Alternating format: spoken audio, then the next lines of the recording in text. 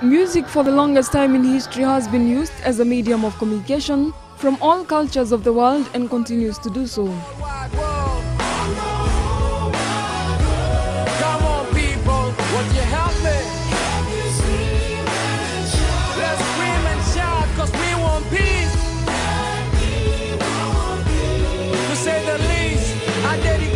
Song to the common people caught in the middle of this common evil.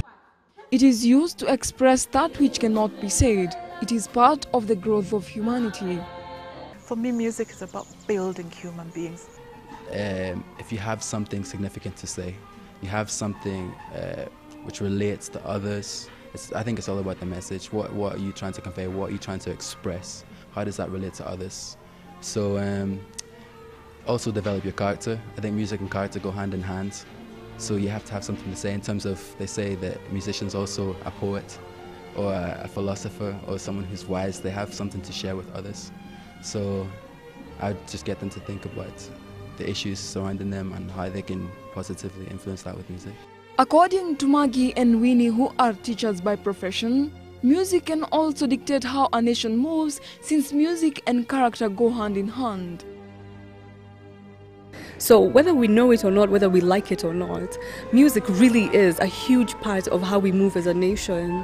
And I can't believe that we are not giving it its due place. Also music, and it really fosters this idea of constant and consistent excellence. Because we are in a generation where we need to build new things, create new industries. How do we do that when we are closed or we just have book knowledge? We need to have the arts that will open up the creative capacity for us to be able to create new industries also for our children and the other generations to come. The Ghetto Classic project was started in June 2009 in partnership between the Art of Music and the Kutoka Network, a network of parishes and organizations working in the urban slums. Korogocho slum is situated within the Nairobi County and has approximately 400,000 residents. Ghetto Classics' purpose is to use music education to provide youth living in the slums with opportunities to better themselves and their community by giving them life skills that come with discipline of studying the art of music. Trying to give them the skills that they need in life through music, so things like discipline, focus, teamwork, an aspiration to be good at something and to be the best at something, because we truly believe that those are the skills, by using music to teach those skills, that those are skills that are transferable in their bigger life. Since its inception, there has been a lot of positive change among the students, with their grades improving and their attitude towards life changing, something the tutors and the students can attest to. It's been extremely positive for their lives, and me personally, coming from a different environment, coming here, I can see the change in the character and in the focus of the youth that I work with than those who don't have the same opportunity or still remain outside.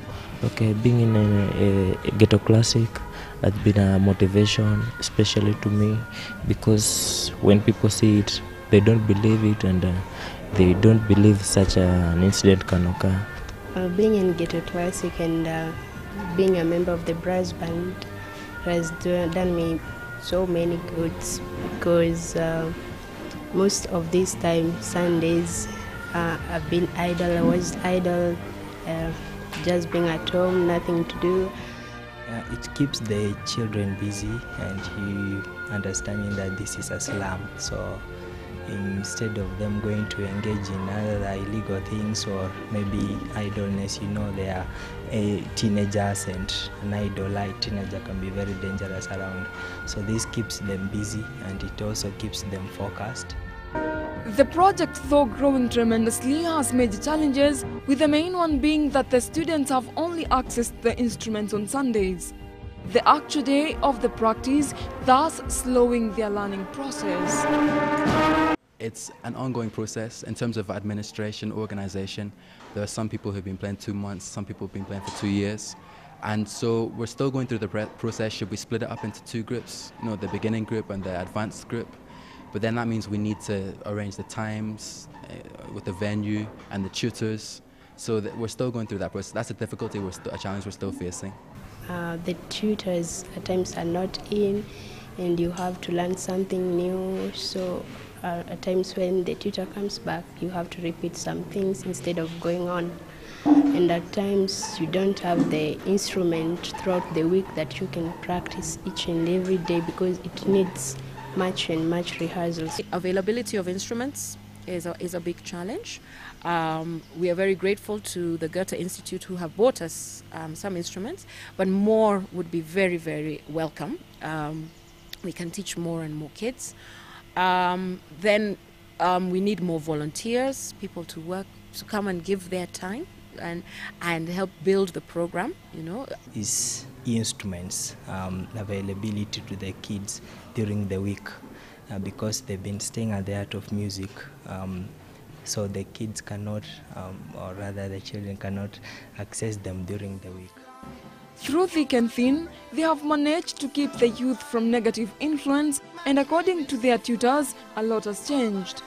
And as Michael and Elizabeth say, they cannot be more proud of their students who have become role models for the other kids in the slum.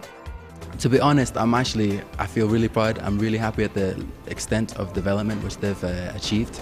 I actually think it surpasses the environment, the difficulties, the challenges. So me as a teacher, I'm actually extremely happy.